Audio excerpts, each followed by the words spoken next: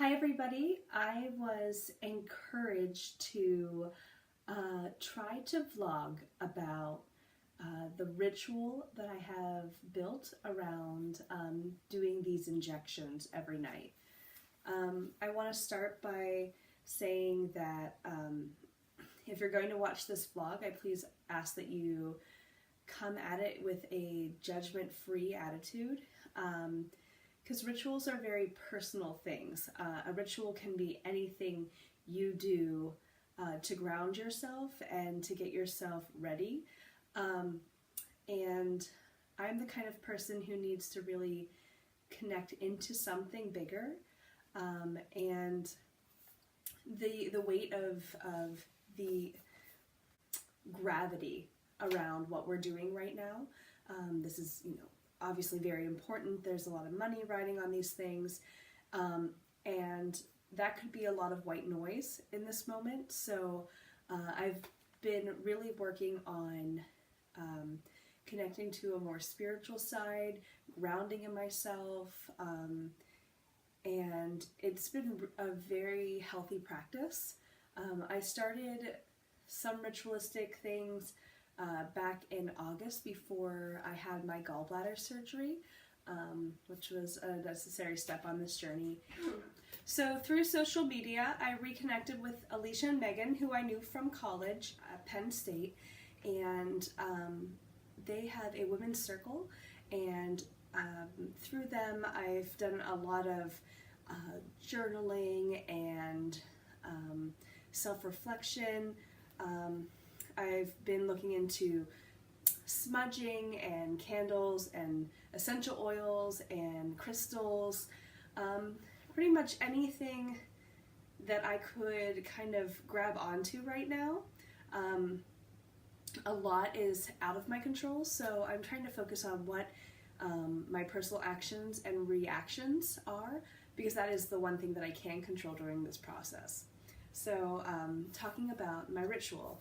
So first I had started to build this little, just kind of happened to build my little fertility altar. So on this altar, I have a candle that we light. Light has been a really good symbol for Stephanie to focus on recently. So we have a candle. And I put clary sage oil in with the candle. For months now, I've been doing a mixture of clary sage oil and coconut oil. And before we started the medications, leading up to it, I had been rubbing just a little bit of that mixture onto her abdomen, I guess her stomach, every night.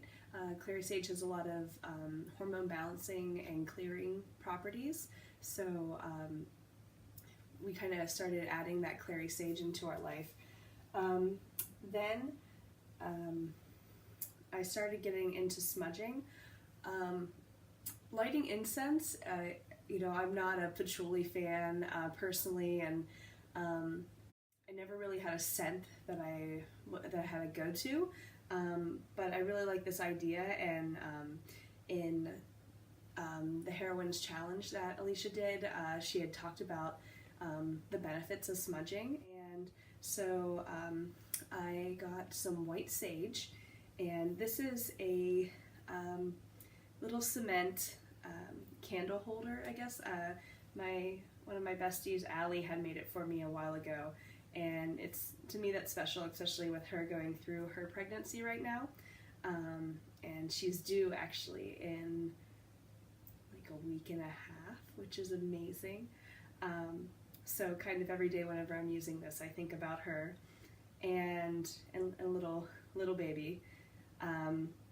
But so I have started this burning process. Whenever I light the sage, it's a clearing. I think I release yesterday. So if the shots were tough, or if work was tough, or anything that's going on, this is the time to release it. And sometimes I sit by it and like smell it or circle it around my head to like clear my head, or if my shoulder's hurting me, or if this whole room has been a mess and I just cleaned it and now I need to like clear the space, I think it also comes from growing up Catholic and the idea of the beautiful incense in the church during the holy season, right? Like the incense come and fill the church with this dreamy smoke. And it's kind of a coming into a sacred space. And so I always want the house to be a calm space when we're about to do these injections. So, filling it with this gentle aroma, which you can smell throughout the house. And actually, when I went from regular sage to white sage, Stephanie had a actual visceral reaction. She said it reminded her of home-cooked meals or chicken and something. So it felt very homey to her. So for me to do sage has a pleasant reaction, so I'm going with it. Then I have, again, since I was raised Catholic, I have a couple ties in. Saint Gerard is the patron saint of fertility. So I have his holy medal with his holy card, with a prayer on the back. On particularly hard days, I read the prayer, so hoping that he is looking over us. I have, since we already have some elements going on here, we have fire. The water element is holy water, and I got this holy water from the Vatican in Rome whenever I was traveling there, just to have some holy water here. We have, Stephanie added this little egg light, since we're focusing on eggies, so we have our little light here. Then there are some crystals here. So several of these were gifted. All the crystals that I have were gifts to me. So we'll start with the 3 that came from Alicia and Megan and their group. So the one that I carry around with me everywhere, I have the name of it, is Uncanite, I think is the name. It is a pink and green stone, salmon-y color to me, and that's like my favorite color, is like that salmon-y orange pink. And it's known for its aid in fertility. So, and I like to carry that with me, always keep that close to in my pocket or close to my heart. That's just kind of been or like when things are hard, I put it in my hand. Sometimes people squeeze stress balls. I kind of like hold on to a rock. So we've talked about fire and water. This is kind of an earth tie when you talk about the elements. There are 3 other crystals. This one is selenite, which is a white crystal. If you can see that. This is known for its clearing properties. It's used like sage. I don't have any. This can be used for clearing. And then I have these 2 little fragments of black tourmaline, and they're supposed to clear away negativity. And so I put them on either side of this little makeshift altar. I have this feather here to represent air, since I already have earth and fire and water, so something to represent air. And my last crystal was given to me by my cousin Jessica, and it is a little angel that is a rose quartz. And rose quartz is also good for fertility and several other things. But she gave it to me after my Aunt Marie had passed away and said that I should have it. And I've always kept it in my car. And as I got closer to this journey, I started to carry it around more, especially with my cousin Jessica's journey with fertility, and my Aunt Marie, and always loved children. So there's just something about this that makes me think of my family all these strong women that I have around me who have forged this path before me, and whose ranks that we really want to join. So that's my my altar. So then I have my ritual every evening to get ready for the shots. I come to my altar, make sure all my pieces, all my things are in place. I light my candle. I light my sage. Sometimes I'll walk the sage around the house and clear the space, especially the space where I give Stephanie the injections, since it's I don't want that space to have a traumatic feeling to her, so trying to do everything I can to keep the space neutral. I then turn on one of the videos, or either a video from Alicia where she talks through visualizations, or I put on a soundtrack, all healing tones, ocean sounds, something to calm down from the day.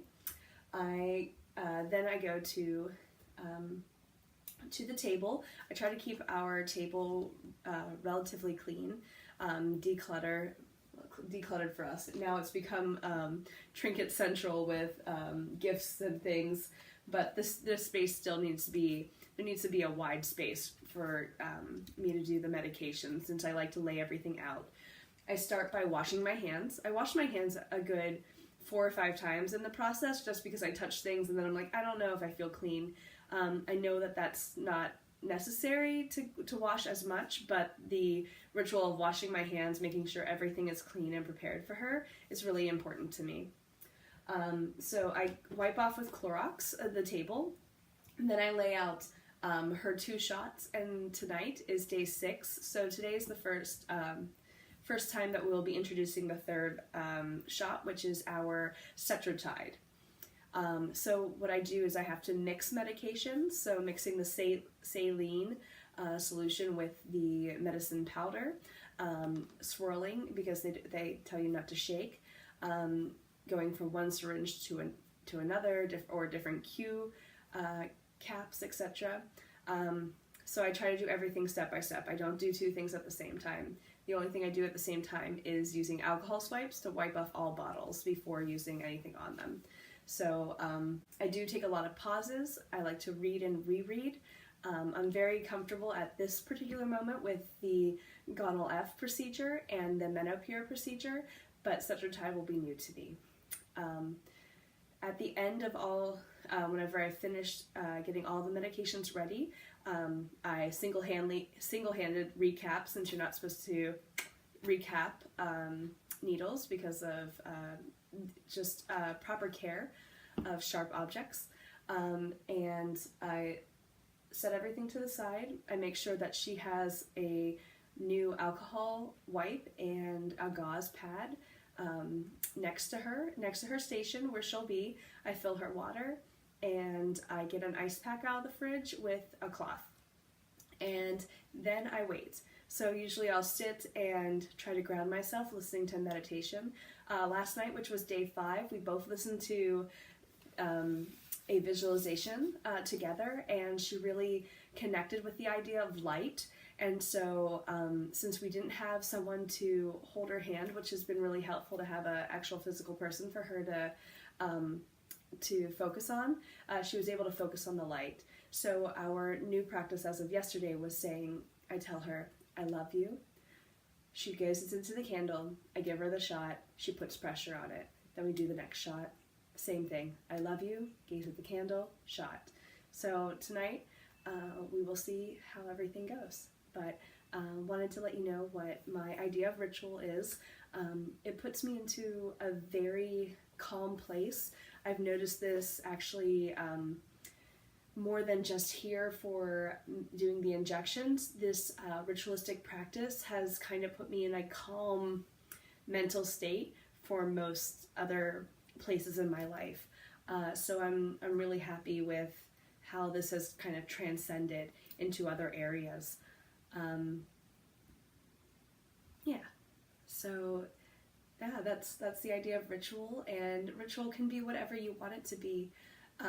But I do have to note that yesterday, doing the focusing activity and her having a focal point of light, a candle to stare at, she said that it was a little bit less painful. Like her body, I think, was able to relax and take the injection more than some of the anxiety that comes with dealing with needle and the shot and the injection, because there is the menopur does have a little bit of a burning, uncomfortable feeling for her when she has this medication in her abdomen. So that's ritual, and that's what I've been doing. If you have any questions, I am pretty open about talking about it, and feel free to comment or message me. We've been really trying to open and share our journey and everything that we've been doing with this community, because it's really important for us to kind of band together and help each other through something that can be a bit challenging. So thank you all for watching. Have a great night.